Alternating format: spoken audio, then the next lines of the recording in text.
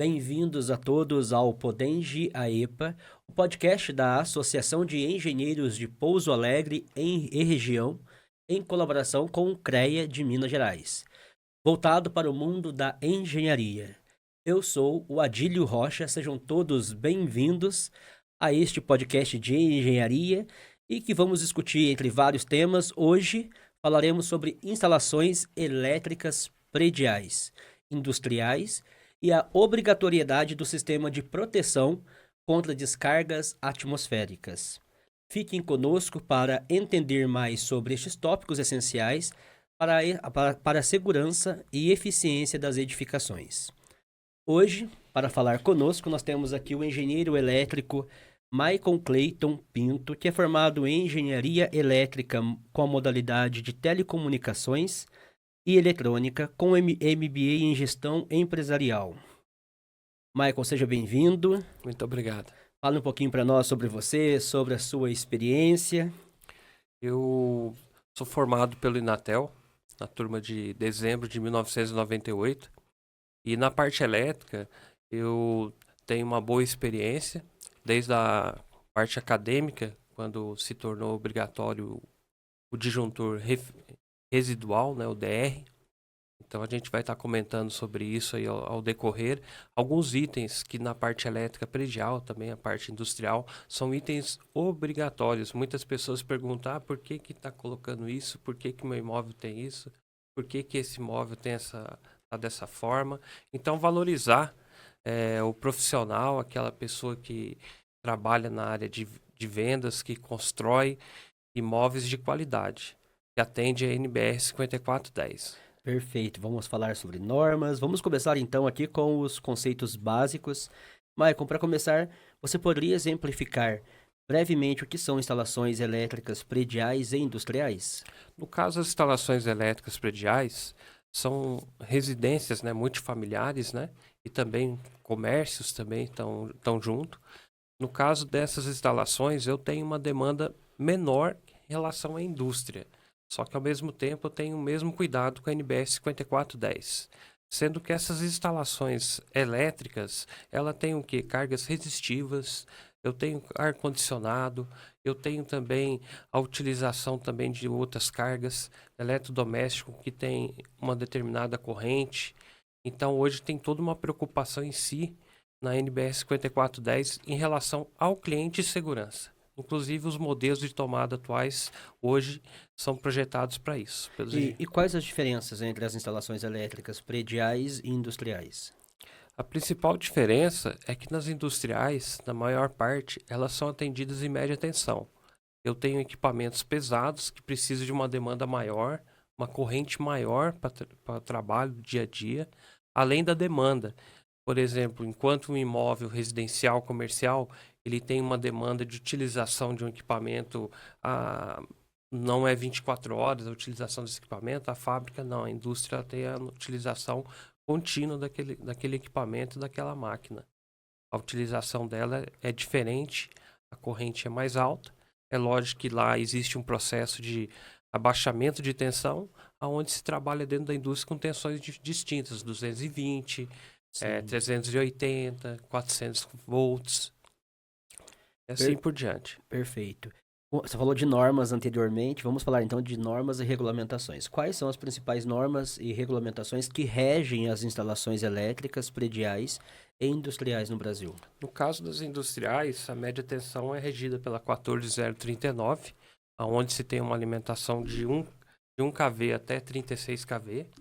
Ela é abaixada essa tensão, a tensão que ela vai ser utilizada dentro da fábrica. Daí ela entra, por exemplo, no quadro de distribuição geral, que é o quadro geral de distribuição de baixa tensão, QGBT, conhecido como QGBT, e desse quadro é alimentado os diversos quadros dentro da empresa, sendo que a empresa ela pode possuir algumas máquinas específicas que trabalhem com uma outra tensão diferente. Daí eu posso utilizar um autotransformador. E a indústria, ela hoje ela é bem diferente daquela indústria há muito tempo atrás. Na minha época de acadêmico, a gente estava falando em automação de processos. Hoje isso já é corriqueiro. Perfeito. E como que, você falou, foi bom você falar que a pergunta seria exatamente essa. Como que essas normas evoluíram ao longo dos anos?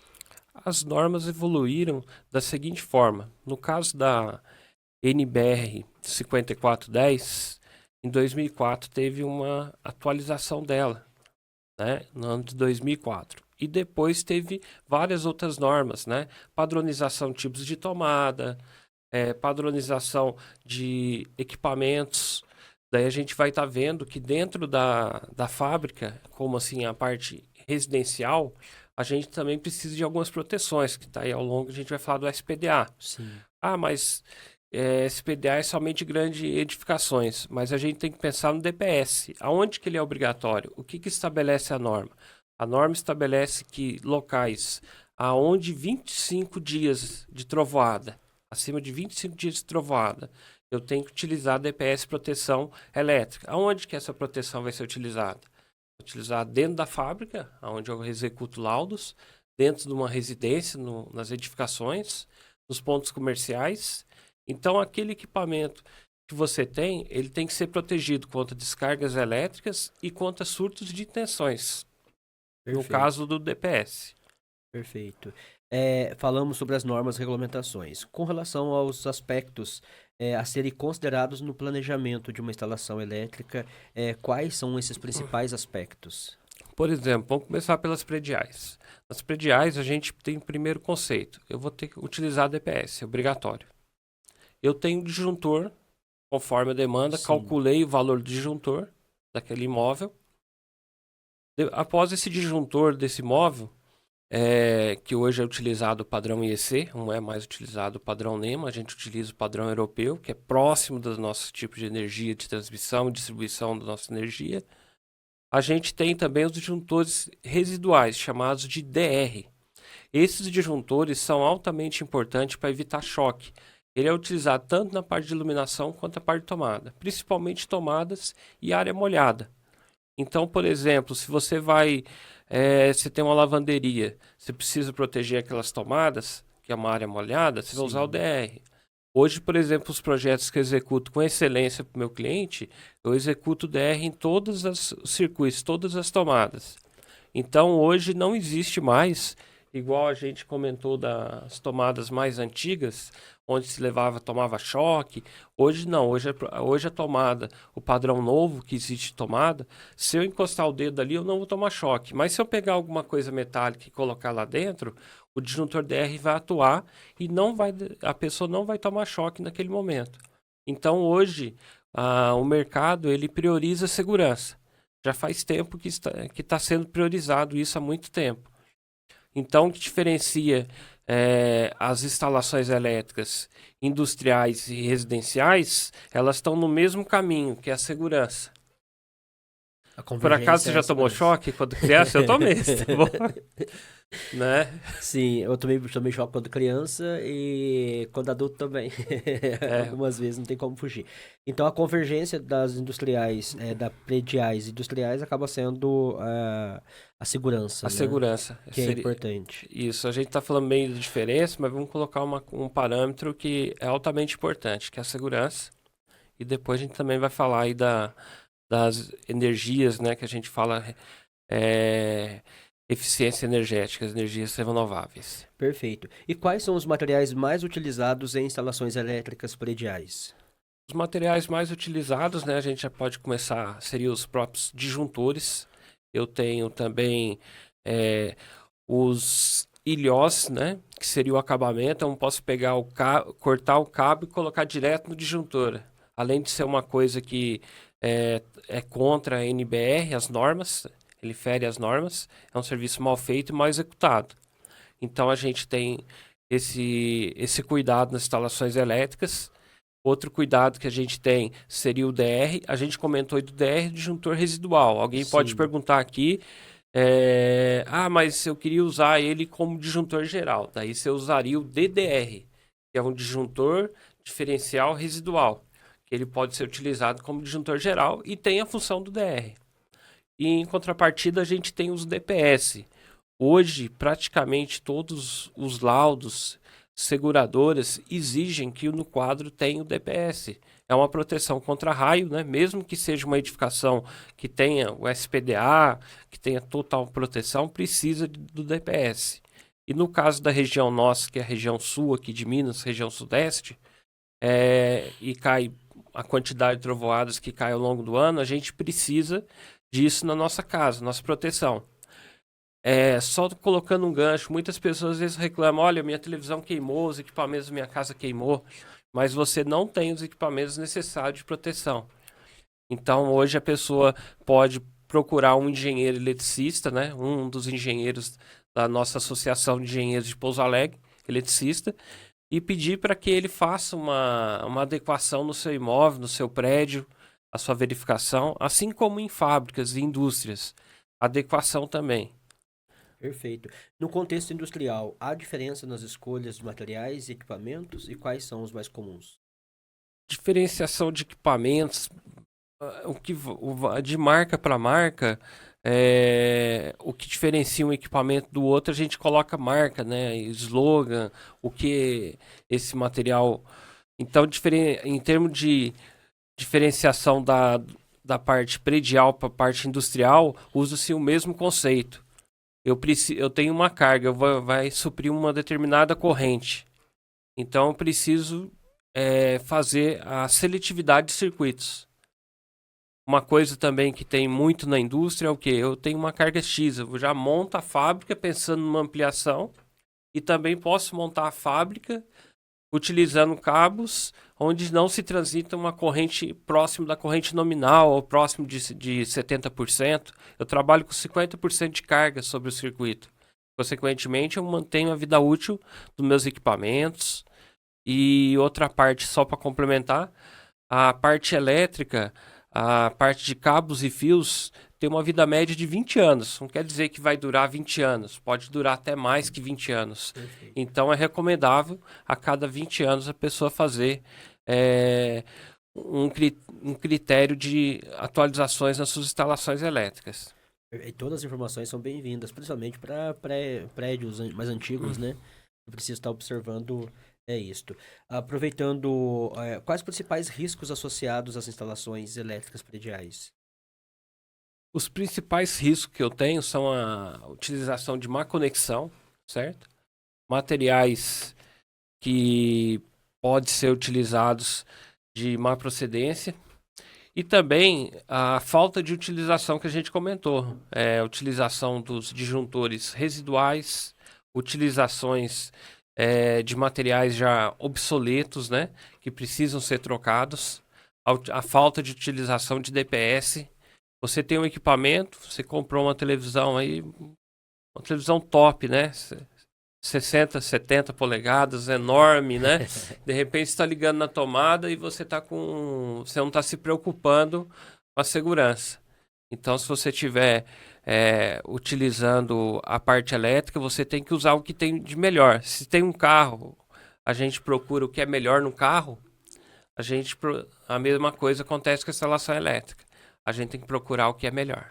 Perfeito. Vamos trazer consciência para as pessoas, né, com relação à qualidade dos profissionais e de todo o material utilizado também, né? Para garantir a segurança dos trabalhadores e usuários das instalações elétricas industriais, dê umas dicas, orientações para a gente. Daí, no caso, a gente tem NR10, é um treinamento que eu executo, né? Segurança e trabalho em eletricidade, onde essas pessoas são treinadas, né? E no caso desse treinamento é feito bienalmente. Caso uma pessoa entre numa empresa, ela acabou de fazer o treinamento, mas ela está vindo de outra empresa, é obrigatório ela fazer o treinamento nessa empresa que ela está entrando, né? Eu tenho vários clientes meus que eu dei o treinamento de NR10. Outro treinamento altamente importante é NR12, que seria segurança e trabalho com máquinas e equipamentos. Nos quadros, por exemplo, eu tenho uma máquina trabalhando. O operador é uma pessoa que trabalha e ele precisa trabalhar seguro. Então, a gente tem os relés de segurança, tem todos os procedimentos. Ou seja, aquele funcionário vai trabalhar da forma altamente adequada. Onde eu comentei anteriormente, aqui no estúdio, que na NR12 também tem a parte mecânica. E a NR12 é altamente importante para a segurança de todos os envolvidos e todos os trabalhadores. É importante as normas, né? E aí você tá aí na ponta da língua, né? Isso. Excelente profissional, isso é importantíssimo. E a gente vai comentar depois da indústria 4.0, onde se fala muito da interatividade máquina, né? E depois a gente vai falar da interatividade homem-máquina, que é o futuro. Vamos lá, vamos chegar lá. Continuando pelo caminho agora da manutenção. Qual que é a importância da manutenção preventiva em instalações elétricas prediais? A manutenção preventiva, ela é altamente importante, que ela prevê alguma coisa que vai acontecer, certo? Daí no caso, por exemplo, da parte elétrica, se você identificou algum problema, acionar diretamente um profissional, um engenheiro, que ele vá até o local para identificar o problema. Quando você não faz a manutenção preventiva, você acaba caindo numa prevenção corretiva, ou seja, já não está funcionando mais. Então, o foco da preventiva é exatamente esse. Então, a preventiva, quando a gente fala predial, ela envolve o condomínio, envolve também os moradores a nível pessoal, dentro do seu Sim, apartamento, ou aquela pessoa dentro do ponto comercial. A pessoa fala, ó, eu estou aqui com um problema com o ar-condicionado, preciso que isso aqui seja resolvido. Daí a gente está pronto e disposto a resolver. perfeito. E agora com relação aos desafios da manutenção de instalações elétricas industriais? Os grandes desafios da parte industrial que ela precisa ser resolvida imediatamente. Então é um pouco diferente da predial, porque na industrial eu tenho ordem de serviço, eu tenho checklist, eu tenho a verificação contínua de vários equipamentos, se estão funcionando, se estão operantes, né? A verificação também de alguns dados importantes, que é onde entra o prontuário de instalações elétricas. Ah, esse equipamento que está aqui, está há tanto tempo aqui. Essa instalação elétrica foi comprado esse material elétrico tal data. Então, existe a vida útil dos equipamentos, a vida útil do material que eu estou sendo utilizado. E o mais importante que tem na industrial é o checklist diário, aonde esses profissionais eles foram treinados pela NR10. Consequentemente, eles são conscientizados da manutenção que eles têm no dia a dia, o que eles precisa ser feito. E isso eu cobro de todas as pessoas que eu passo esse treinamento, tanto de reciclagem quanto os treinandos, né? Engenheiros também, que eu já cheguei a dar treinamento também. É cercado de muitas normas, não tem por onde fugir. Se você seguir elas, É. a qualidade ela vai estar em primeiro lugar, não é? Exatamente. O próprio profissional habilitado, vamos chamar o engenheiro eletricista dentro da empresa, ele é habilitado porque ele é um engenheiro eletricista, ele tem um conhecimento. É obrigatório que se chame um outro engenheiro eletricista fora do âmbito da empresa para poder dar o treinamento. Então é uma norma regulamentada pelo Ministério do Trabalho. Perfeito. Como as instalações elétricas podem contribuir para a eficiência energética em prédios residenciais e comerciais? Por exemplo, nos prédios residenciais, comerciais, primeira coisa seria as instalações, por exemplo, no caso de LED, as substituições das antigas lâmpadas incandescentes. A gente tem também sensores de presença. Isso daí é altamente importante. E também tem os controles de otimização do consumo de energia elétrica na edificação. Tá, falamos das residências e comércio. Nas indústrias, como que a eficiência energética também pode ser otimizada através das instalações elétricas? No caso das indústrias, a gente tem até a gente comentando também a parte predial também, seria células fotovoltaicas, né? Seria as energias através de fotocélulas. Essas energias, tanto na parte residencial, onde se faz o abatimento da energia, ou Sim, de um condomínio, por exemplo, abatimento no condomínio. O investimento a longo prazo, ele tem um retorno garantido. Na indústria, a mesma coisa. A utilização de energia fotovoltaica é altamente recomendável. Alguns casos, existem indústrias com uma demanda muito grande. Então, ela vai comprar energias renováveis. Ela não vai ter a fonte geradora, fotocélula, não vai estar lá. Vai estar de uma outra empresa que vende energia no mercado, né? Quem for pesquisar aí vai ver que existe várias empresas no mercado e existe também grandes empresas entrando nesse ramo. Perfeito.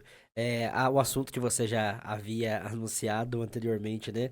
Chegando ali com a 4.0, mas antes, quais são as principais inovações tecnológicas que estão impactando as instalações elétricas prediais?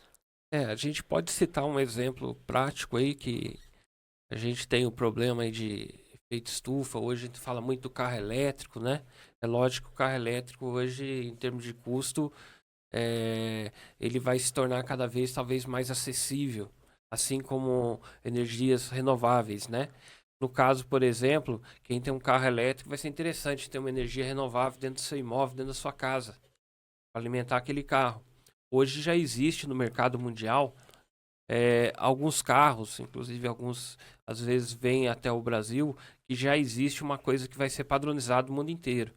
Seria o quê? Eu tô com energia minha, em determinado momento há uma oscilação de tensão, você pode utilizar a própria energia do carro, ou seja, o carro, para carregar a bateria, eu carrego a bateria do carro. Mas hoje já existe a técnica de você pegar a bateria do carro, a energia que existe na bateria do carro, e carregar, de repente, alguns equipamentos do seu imóvel em momentos que há oscilação de tensão, e também em momentos onde eu preciso utilizar aquela energia para redução na conta. Então o mundo está evoluindo cada vez mais num progresso diferente. No caso do carro é bem interessante. Eu carreguei o carro, deixei o carro em casa. Então o carro ele pode suprir necessidade em um determinado horário. Uma carga, por exemplo, de ar-condicionado, alguma coisa de ventilação, Sim. refrigeração do imóvel. E como que a indústria 4.0 está influenciando as instalações elétricas industriais? No caso, quando a gente fala de indústria 4.0, a gente tem a IoT, que seria a internet das coisas. A gente tem também vários equipamentos que trabalham com informações na nuvem, né? A gente tem, por exemplo, a parte de interface de manutenção, construção de um equipamento ou de um veículo, utilizando as técnicas através de um robô. Essa interface hoje, ela tá a gente está falando da internet da 4.0, que seria a quarta geração, Sim. digamos assim, da revolução. Hoje a gente já está falando da quinta geração, aonde já vai ter uma interface maior entre o homem e a máquina. Então muitas pessoas às vezes questionam, nossa, essa 4.0, determinada pessoa falou que a 4.0 vai tirar emprego. Muito pelo contrário, ela está aí. Mas a hora que entrar 5.0, vou precisar de pessoas qualificadas para fazer a interface homem-máquina. Então, o ser humano jamais vai ser substituído. O que vai acontecer é a evolução do futuro somente. Perfeito. E aí espero que o futuro é promissor, né? E vai ser muito promissor, porque muitas pessoas vão se qualificar para trabalhar, por exemplo, na indústria 4.0, que algumas empresas ainda não chegaram ainda no 4.0, mas se tiver alguma outra empresa futuramente entrando no 5.0, vai utilizar mão de obra altamente qualificada. Quem vai ganhar com isso é o próprio ser humano, a própria civilização. Com a sua evolução, né? Constante evolução. O que que é um sistema de proteção contra descargas atmosféricas? O SPDA, e qual que é a sua importância? O SPDA, ele é altamente importante para proteção das pessoas, né? No caso, a gente tem aí locais de público. Aonde se tem local de público, eu preciso de proteção. Eu preciso também de proteção em edificações, prédios, né? Locais de público, onde eventos. Então, eu preciso do sistema de SPDA, onde nunca se preocupou muito. Hoje, cada vez tem se preocupado mais com a SPDA. Um dos principais motivos é a quantidade de trovoadas que a gente tem ao longo do ano na nossa região. No caso de Pouso Alegre, eu não me recordo a data, se foi 2022, mais ou menos, a gente teve uma quantidade de trovoadas em excesso, superando Médio. a média que a gente tem, a média de Pouso Alegre, então foi bem superior. E quais são os componentes essenciais de um SPDA eficaz? No caso do SPDA, a gente tem alguns exemplos. Por exemplo, a gente utiliza o para-raio de Franklin, né, em determinadas edificações, por exemplo, caixa d'água, locais onde há uma elevação de altura, por exemplo. A maior parte dos prédios utiliza eh, o processo de sistema de proteção com sistema de Franklin, mas é interessante também o outro sistema que é o sistema da gaiola de Faraday, que é o mais utilizado hoje. Hoje tem que ser utilizado em postos de saúde, em locais onde há reunião de público, que é obrigatório por lei, né? Ele é obrigatório por lei. Então, o SPDA, na verdade, não é uma coisa que deveria ser, ele é obrigatório por lei. Assim como os itens que a gente comentou anteriormente Sim. na área residencial. E o que diz a legislação brasileira sobre a obrigatoriedade de SPDA em instalações prediais e industriais? No caso, o que, que ela diz, por exemplo, que a partir de a NBR 5419, segunda edição de 2015, ela estabelece que edificações a partir de 1.200 metros quadrados é obrigatório seu uso. Edificações com altura de 25 metros é obrigatório. Como eu comentei anteriormente, locais de reunião de público é obrigatório. É obrigatório também em postos de combustíveis, em locais onde há risco de explosão. Vamos supor, o local lá, ele guarda, por exemplo, vamos supor, dinamite, explosivos, né, por exemplo. Nesse local é obrigatório a utilização do SPDA. Perfeito. Os projetos de instalação, né? Como que é feito um projeto de SPDA para um edifício residencial? No caso de edifício residencial, a gente pode fazer o projeto no início do processo. Já faz o projeto. Preciso também, pode fazer o levantamento de resistividade do solo, ok? Antes do projeto, dependendo do local, um local mais alto, por exemplo. Pode já fazer um estudo do solo. Em seguida se faz o projeto. É interessante fazer o projeto desde o início. Ah, terminei o prédio, vou fazer o projeto. Não. O projeto ele é feito em conjunto. É feito ao redor do prédio a malha, a gente chama a malha da gaiola de Faraday. Depois, no caso, se for várias edificações, vários prédios, tem que ser interligado essas edificações, a gaiola. E também após a construção dele, conforme a construção dele, também é feito todo o projeto. E também em cima fechando a gaiola de Faraday também na parte superior do prédio. E também fazendo também o para-raio de Franklin junto. Os mais antigos costumam fazer somente o para-raio de Franklin, mas o mais correto é fazer os dois procedimentos e o laudo dele é anual. A inspeção a gente costuma fazer semestral. E existe diferenças significativas no projeto da instalação de um SPDA residencial e industriais? No caso, o conceito de fazer o processo é o mesmo, o equipamento a ser utilizado para testar é o mesmo. No caso da indústria, há uma preocupação seria com a fábrica. Eu preciso fazer a cobertura do SPDA na fábrica. Preciso fazer a cobertura em pontos mais altos, caixa d'água, por exemplo. Por exemplo, se tem uma caixa d'água lá que utiliza, por exemplo, como bombeiro ou uma caixa d'água utilizada pela própria empresa, eu preciso fazer a proteção dessa caixa d'água. Tem a portaria, preciso fazer a inspeção da portaria. Alguém poderia até perguntar, mas e ao redor, estacionamento? Daí compete chamar um engenheiro eletricista, no caso a gente comenta dos engenheiros da associação, né? Dos Sim. engenheiros de Pouso Alegre. Ir até o local e fazer uma análise. No estacionamento também pode ser a necessidade de utilização do SPDA, mas isso é tudo sobre avaliação. É obrigatório somente, digamos assim, na portaria e também na parte da fábrica. E também algumas empresas já adotam os procedimentos de horário de saída. Vamos supor que o pessoal sai 5, 6 horas. Monitorar no site do INPE se há trovoadas nesse horário, determinados horários. Então, consegue fazer uma segurança maior às pessoas também que estão envolvidas. Inclusive, várias cidades já adotam esse procedimento. No caso, cidades onde há uma quantidade muito grande de trovoadas, principalmente regiões montanhosas, tipo Campos do Jordão, aquela região ali do Vale do Paraíba, que já existe vários indícios de pessoas morrendo dirigindo moto. Existe caso de dirigindo moto. Nosso caso aqui, o SPDA ele tem que levar em consideração, a gente falou de estacionamento, a gente também tem que levar em consideração o homem do campo. O homem do campo, por exemplo, a gente já teve alguns casos aqui na região, se não me engano, qual cidade que foi, houve uma incidência de raios muito forte e houve a morte de pessoas.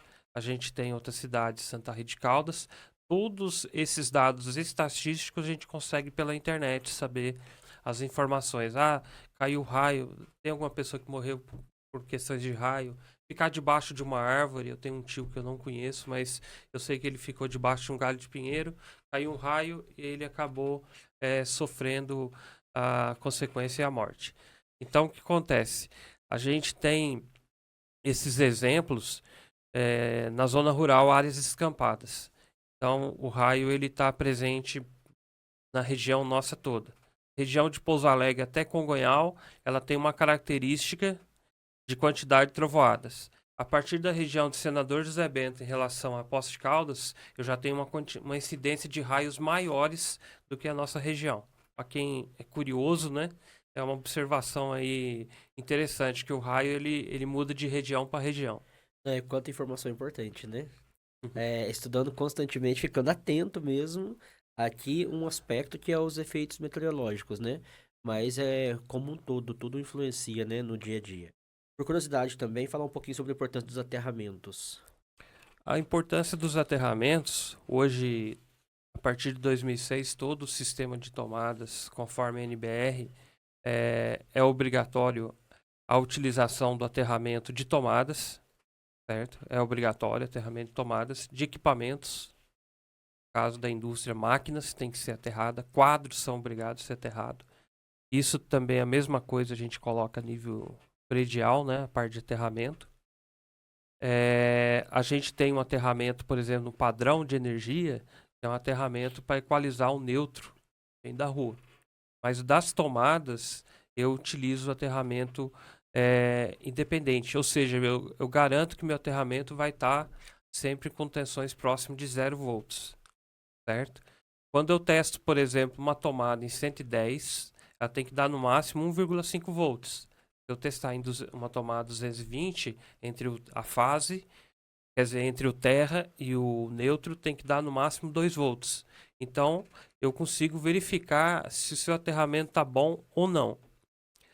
Outra preocupação é a segurança. Casa sem aterramento, ela não está segura. O aterramento é para a segurança dos equipamentos. Imagine que uma oscilação de tensão, um determinado problema, uma corrente de fuga, um raio, e de repente caia na sua casa. Ele precisa de um caminho. No caso do DR, quando ele atua, toda aquela corrente de fuga ele vai pelo terra.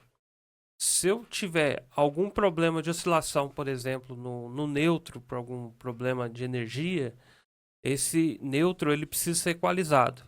Então, eu preciso de um aterramento eficiente dentro do meu imóvel. No caso das fábricas, eu preciso de um aterramento eficiente. Funcionário dentro de uma empresa, se não tiver um aterramento na máquina, ele vai tomar choque na carcaça. Sim.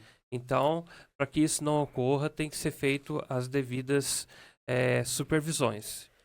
Com relação à importância da manutenção nos sistemas de proteção contra as descargas atmosféricas, o SPDA. As Importância. manutenções são importantes. Primeiro a gente testa a resistividade, que é ohm vezes metro, que é resistividade com o terrômetro. A gente tem outra observação que é altamente importante, que seria a parte visual. Hoje a gente utiliza técnicas como o drone, né? Em alguns casos, alguns clientes, a gente utiliza o drone tanto para fazer a parte da SPDA, mas também para a gente fazer digamos assim, uma preventiva no sistema que ele tem fotovoltaico. Se as placas estiver suja, eu preciso fazer a limpeza para que a eficiência de energia elétrica em corrente contínua junto ao inversor chegue com qualidade. Se estiver suja, não vai chegar energia. Tô com minha usina aqui, ela não tá ruim a usina. Mas as placas estão sujas, né? Então, a gente já vai fazer o projeto, por exemplo, de laudo, fazer um projeto elétrico nessa empresa, já vai fazer um prontuário, já vai fazer o laudo, por exemplo, do SPDA. A gente já aproveita, já faz também a atividade referente à parte também das células fotovoltaicas, a manutenção preventiva. Já falou aí a respeito de estarem sujas, né? Existem outros sinais de que o SPDA precisa de manutenção ou de substituição? Existe sim. A gente acabou de comentar também sobre a vida útil dos cabos, né? Sim. Cabos, fios, né? O SPDA é a mesma coisa. Ao longo do tempo, tem que ser substituídas as hastes de aterramento. Por exemplo, um edifício muito antigo, se ele tiver uma haste, por exemplo, em um determinado local, precisa fazer uma avaliação. Porque às vezes a correção não é fazer tratamento com químico, sais, com gel, com carvão ou com carbono, melhorar a resistividade. Eu posso melhorar a resistividade, mas na verdade eu preciso de fazer a substituição das hastes de aterramento.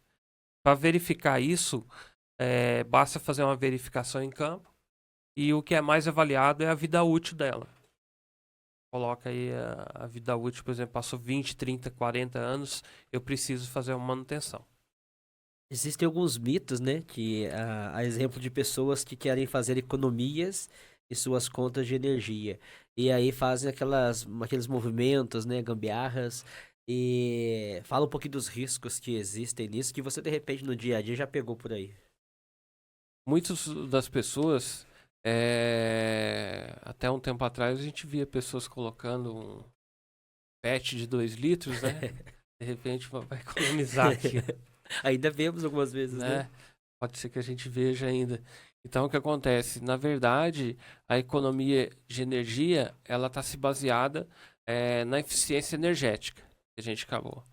Iluminações adequadas, fiação adequada. Eu tô com um chuveiro, comprei um chuveiro, o eletricista instalou, o fio é 4 milímetros, meu chuveiro tá falando que tem que usar 6. Então, na verdade, você está jogando energia no ralo. Você está gastando energia por efeito Joule. Joule por segundo nada mais é que watts. Então, o que acontece? A pessoa está jogando dinheiro fora, está rasgando notas, dinheiro fora. Então, as instalações elétricas, elas têm que ser corretas. Eu aqui em Pouso Alegre, quando eu acho que há mais de 10 anos aí, eu comecei a trabalhar, muitas pessoas me perguntavam, olha, eu tô com 110 aqui e com 220. Daí eu olhava, falei, mas se aqui é 110, você precisa de um fio com uma bitola maior. Você está usando um fio fino. Olha a distância. Então, tudo isso tem que ser analisado. No caso, eu recomendo às pessoas procurar um profissional, um engenheiro, né? No caso, um engenheiro da Associação dos Engenheiros de Pouso Alegre, ou propriamente, se quiser, né, procurar Maicon Cleiton Pinto, que eu vou até o local e verifico. Olho, falo, olha, a recomendação é a gente fazer a substituição dos fios e cabos. Perfeito, deixando aqui as credenciais, né, Al- do próprio Maico ou da al- associação também, Alguém né? poderia me perguntar, nossa, Maicon, você vai me indicar que marca de fio? Eu indico somente fios da Qualifil, somente fios de qualidade. E, na verdade, a Qualifil, ela qualifica que aqueles fios são certificados pelo Inmetro e tem a garantia deles. Então, praticamente todos os fios que eu trabalho com clientes são da Qualifil. Para quem quiser depois pesquisar, entrar no site, é qualifil.org. Perfeito. Vamos lá para casos práticos. Você pode compartilhar com a gente algum caso prático de sucesso em instalações elétricas prediais? Eu gostaria de compartilhar, sim. Eu tenho um cliente que a gente foi fazer uma adequação. Ele comentou que estava com problema no imóvel, gastando energia. A gente tirou os fios. Acho que eu tenho até algumas fotos aí no arquivo. E esse fio era desbitolado. O que é um fio desbitolado? É um fio que é feito sem norma, sem qualidade, né? Daí, simplesmente eu falei para o cliente, comprou aonde? Comprou em tal lugar. Eu falei, vai lá e compra. E só que traz o fio, porque eu mesmo vou acompanhar um eletricista instalar esse fio.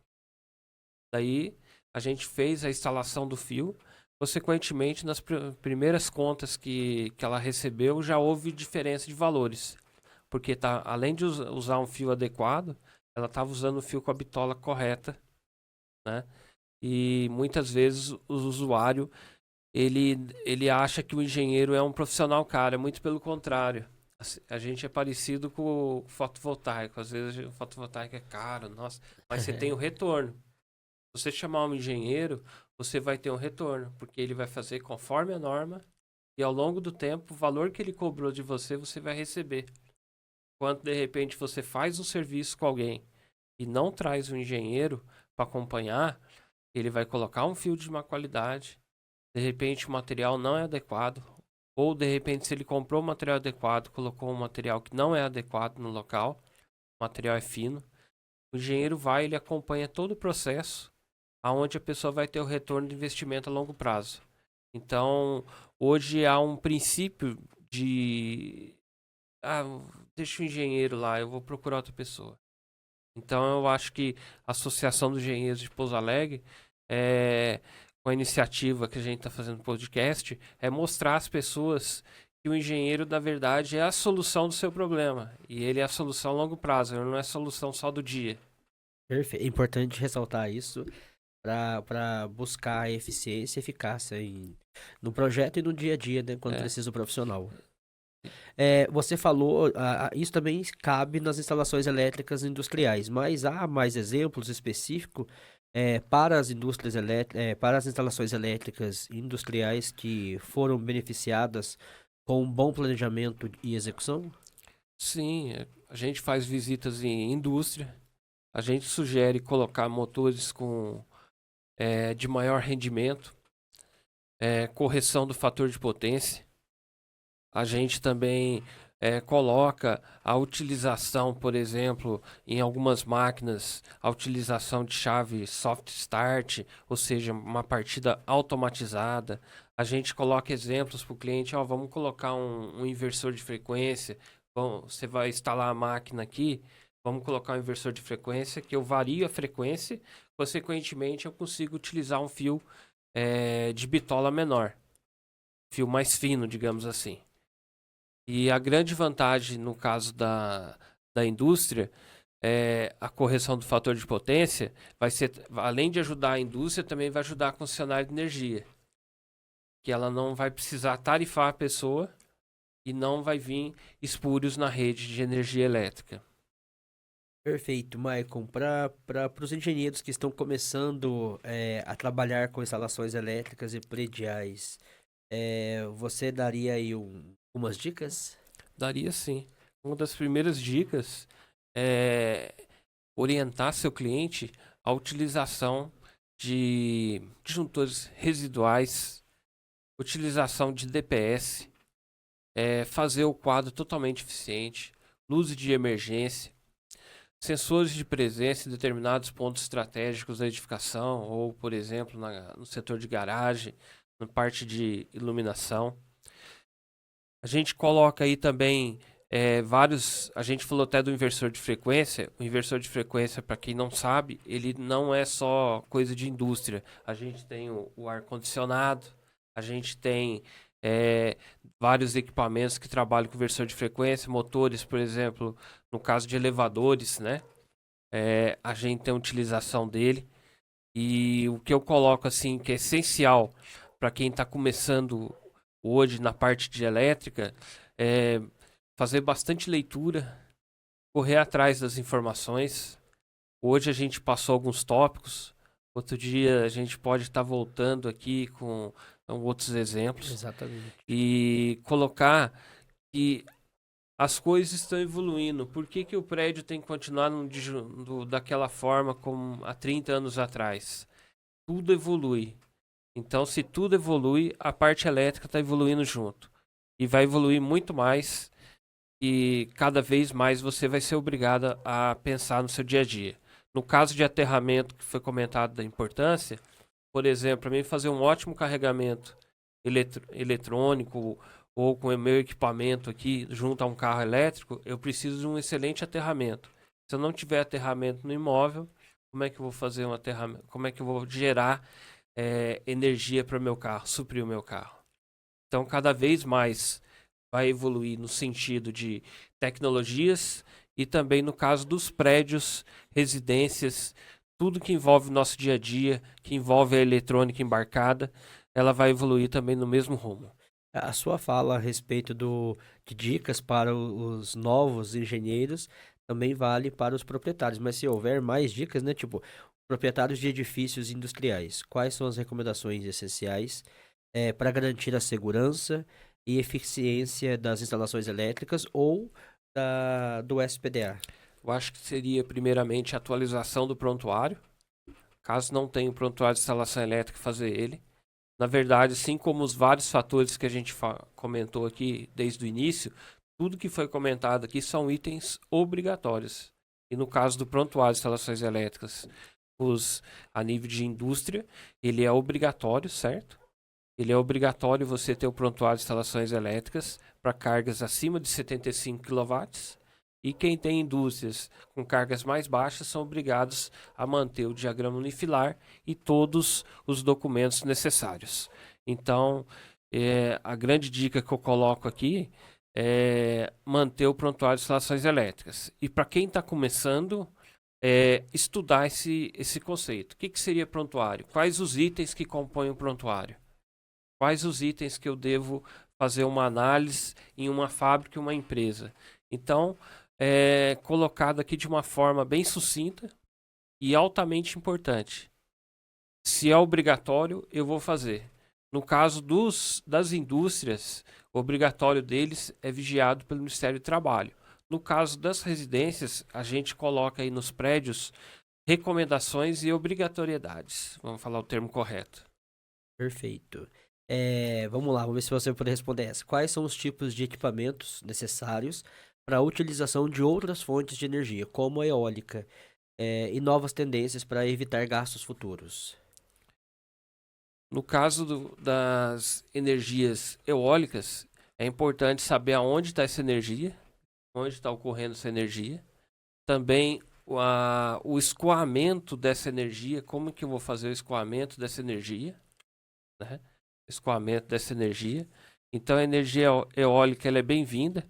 Hoje já tem no oceano, né? Utilizando os ventos e utilizando essa energia em prol da sociedade. Isso é altamente importante. Perfeito. Falamos das dicas para os alunos, você também é professor, não é isso? Isso. Fui professor do Senai. Do Senai? Ótimo. E como que é ser professor? Você falou tanto de estudar, estudar, estudar, né? O professor estuda e ensina as duas coisas ao mesmo tempo, não é? Na verdade, o professor ele estuda, ele ensina e também ele acaba sendo um grande aprendizado da aula. Da aula é um grande aprendizado, porque ao mesmo tempo que você ensina, ao mesmo tempo há perguntas, questionamentos. E há muito tempo atrás, os alunos perguntavam: como que vai ser, professor? Como é que vai ser? A gente está estudando isso, não sei o quê. Daí eu peguei e falei: tá vendo que você está estudando aqui? É eletrônica. Eletrônica embarcada. Tá aqui a eletrônica. Aqui do outro lado está a interface. A gente está falando de inversor de frequência. A gente está falando aqui de amplificador operacional. Você está fazendo um teste com amplificador operacional. Isso aqui você vai estar utilizando no seu dia a dia. No seu trabalho.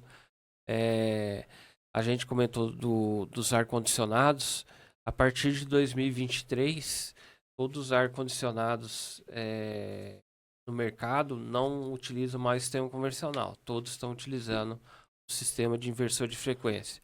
Hoje, cada imóvel vendido, na verdade, cada imóvel vendido também é vendido o ar-condicionado junto. A pessoa já deixa o ponto de energia do ar-condicionado. E graças a Deus, o inversor de frequência, ele reduz ele varia a frequência, consequentemente, eu vou gastar uma energia menor. Ele entra também no outro ponto que a gente falou de eficiência energética.